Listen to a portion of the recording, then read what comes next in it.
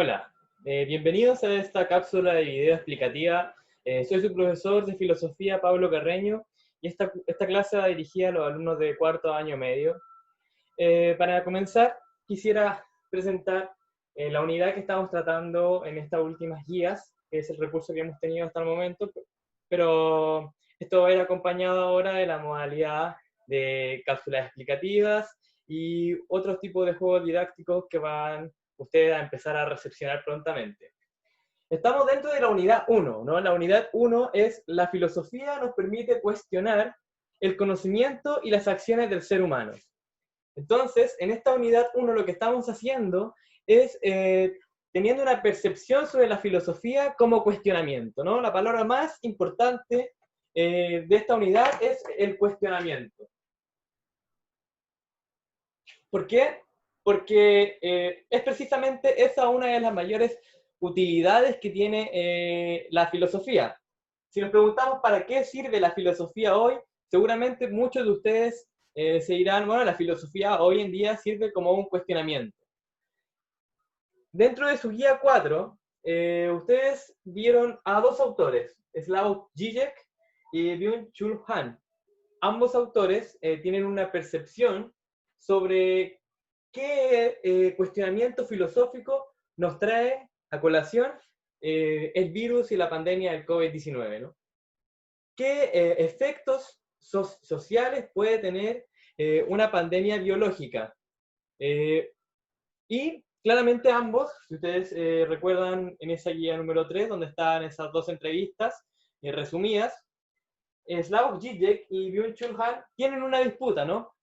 Por un lado está Slavoj Žižek, esloveno y polaco, que plantea que es precisamente el virus representa un golpe mortal al capitalismo, un golpe mortal a un sistema económico determinado que ya vendría a ser como una gota que rebalsa el vaso, ¿no? Primero hablando de la crisis hídrica, la crisis medioambiental, las distintas crisis sociales y globales que estamos viviendo alrededor del mundo y de las cuales las protestas del último tiempo son una señal. Pero por otro, está Byung-Chul Han, este filósofo coreano, que tiene una concepción totalmente distinta, ¿no? Él dice, este virus puede transformar la sociedad, pero puede transformarla quizá con un efecto muy negativo, puede incluso, o positivo, dependiendo de la perspectiva que tengamos, ¿no? Puede intensificar las medidas que tienen los estados globales para el control global, mediante la adoptación de nuevas tecnologías que vienen de Oriente, en el cual el tratamiento que ha tenido la pandemia ha sido totalmente distinto y el enfoque desde la soberanía ha sido un enfoque que se encarga soberanamente, pero por completo de la población, dejando temas como la privacidad o la libertad completamente de lado. Incluso, dice en ese escrito, las personas allá pudieron controlar mejor el virus gracias a esa vigilancia, gracias a que el sistema digital y el sistema estatal están efectivamente muy coordinados. Entonces, la postura de este filósofo, Byung-Chul Han, es que luego de este virus, lo más probable es que los sistemas de control social se intensifiquen, que incluso el tenernos de manera individualizada y disgregados y atomizados, sin siquiera poder mirarnos a la cara, estar cerca, compartir un almuerzo, darnos la mano. Bueno, esta clase de ejemplo de ello. Lo más probable es que estos efectos colaterales después del virus sean aún mayores. Por lo tanto, estos dos filósofos son nada más que un ejemplo de cómo la filosofía permite cuestionar la realidad, pero también de para qué sirve la filosofía hoy. Diremos entonces que hemos tratado en estas guías, en este material didáctico, dos temáticas de la filosofía que corresponden a esta unidad, al cuestionamiento, a la filosofía como cuestionamiento.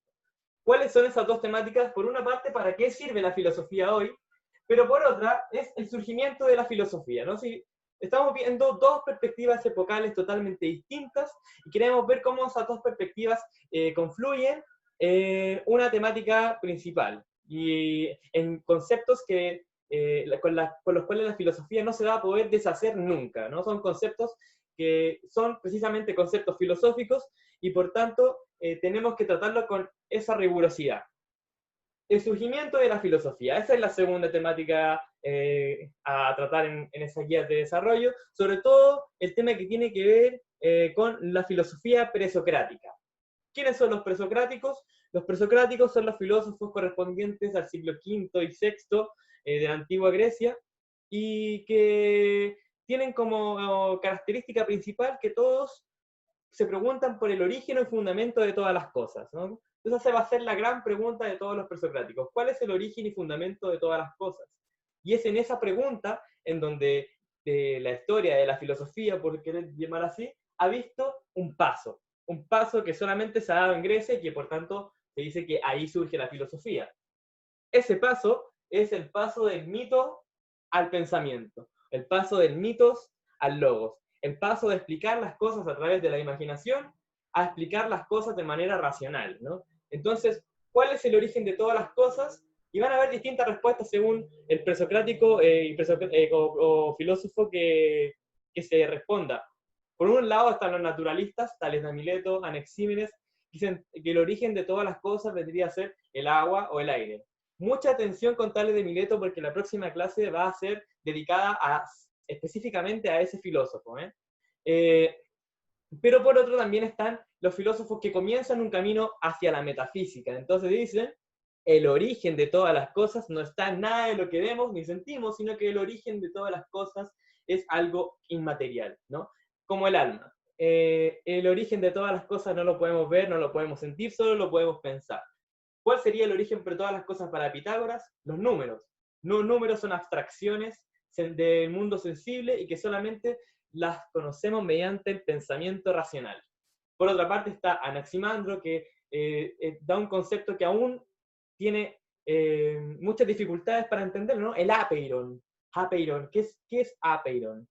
Bueno, apeiron ha sido traducido de diversas maneras, como diferenciación, pero en realidad es una especie de lucha del mundo, una lucha en la que confluyen algo así como distintas energías, que vendrían a ser las energías ordenadoras de este cosmos, ¿no? El concepto cosmos es un concepto que se hereda de la filosofía presocrática.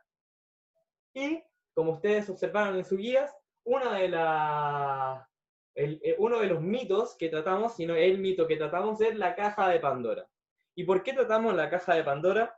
Porque no podíamos pasar simplemente a la filosofía sin decir qué había en la mitología, ¿no? ¿Qué hay de filosófico en la mitología? Pues la mitología es precisamente la cuna o la familia, el lugar familiar de donde los filósofos van a sacar todas sus temáticas. El mito de Pandora, o el mito de la caja de Pandora, es un mito explicativo del origen del mundo, ¿no? El mito de Pandora explica el origen del mal en el mundo, cómo surge el mal en el mundo, cómo es que surgen las pestes, las enfermedades, el COVID-19, las desgracias humanas. ¿Qué es lo que hace que el mundo sea tan desgraciado? Bueno, según este mito, no es nada más que un castigo divino. Entonces, la noción que los griegos tienen en el siglo VI, antes de la filosofía presocrática, es una concepción de la justicia como justicia divina. La justicia no es nada más que el capricho de ciertos dioses que ordenaron el mundo, ¿no? Y en ese orden del mundo, en uno de los tantos enojos de Zeus con la humanidad, les mandó este regalo, ¿no? Este regalo que en realidad no era más que enfermedad y peste, y que en el fondo contenía la esperanza. La esperanza, concepto filosófico, que también es tratado en varias preguntas respecto a un extracto de Nietzsche, ¿no? Nietzsche se pregunta, bueno, si venía la esperanza en esa caja, ¿significa que la esperanza es también un mal? Por último, es muy importante tener claro que esta noción de justicia va a ser precisamente la noción de justicia que van a adoptar los presocráticos, ¿no? Pero la van a adoptar y luego la van a cuestionar. Van a decir, bueno, ¿es realmente la justicia un capricho de los dioses? ¿O es realmente la justicia una razón ordenadora de todo lo que existe? La justicia no solamente va a ser un tema que van a tratar los presocráticos, sino que también es un tema que se va a repetir con Slavoj Žižek y Byung-Chul Han, ¿no? ¿Qué es la justicia para los tiempos que vienen? ¿Qué concepciones de justicia nos va a dejar luego de esta epidemia de masas? Es decir, ¿podemos nosotros como seres humanos, cuestionadores del mundo, pensar nuevamente las nociones de justicia social luego del virus? ¿O quizás esa noción de justicia va a ser aún peor? Finalmente, es muy importante este paso del mitos al logos, ¿no? ¿Cuándo ocurre ese paso del mitos al logos? Ese paso del mito al logos ocurre precisamente cuando los seres humanos empiezan a cuestionar este concepto familiar de justicia, este concepto de sentido común. Los presocráticos son los grandes cuestionadores del sentido común, ¿no? Si el sentido común de lo griego era la justicia como justicia divina, iba a decir, bueno, todos los males que le llegan al mundo en realidad no son nada más que desgracias que son castigo de los dioses. Pero otro filósofo que está ahí, Tales de Mileto, no sé bien, es Tales de Mileto, hizo algo grandioso, ¿no? Muchos dicen que el paso del mito al pensamiento es que Tales de Mileto dijo, el origen de todas las cosas es el agua. Pero la verdad es que si esa frase por sí misma aislada no nos dice nada, ¿no? El hecho de que yo pueda decir todo es agua, pudo haberlo sacado también de la mitología. De hecho, en la mitología existe, en los titanes, algo parecido. Lo que hizo Tales de Mileto y lo que hizo toda la sociedad griega, en realidad es algo distinto. Tales de Mileto fue el primero que predijo un eclipse.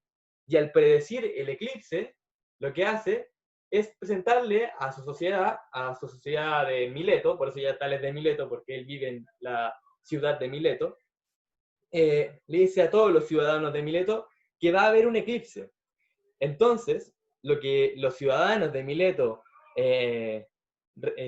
cambian en su sentido común es cómo perciben el mundo. Ya no lo van a percibir mitológicamente, sino que luego de que este Tales de Mileto, científico, observador, astrónomo, es capaz de predecir un eclipse y decirle a la sociedad que va a haber un eclipse, la sociedad luego ya no teme, ¿no? La sociedad griega de Mileto ya no teme frente a la oscuridad, ya no teme frente al sol que se tapa de un momento a otro, ¿no? Y no dice, bueno, esto debe ser el nuevo castigo de la caja de Pandora, puesto que ha llegado la filosofía y ha llegado la ciencia a decirles que en realidad el eclipse no es nada más que un movimiento rotativo del universo y que son fenómenos que podemos estudiar y que podemos pensar.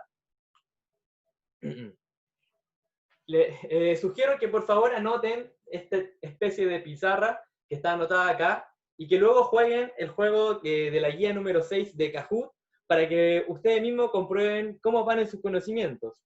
Los invito también a que me manden a mi Gmail todas las dudas y consultas, es pablocarreno.stmf@gmail.com.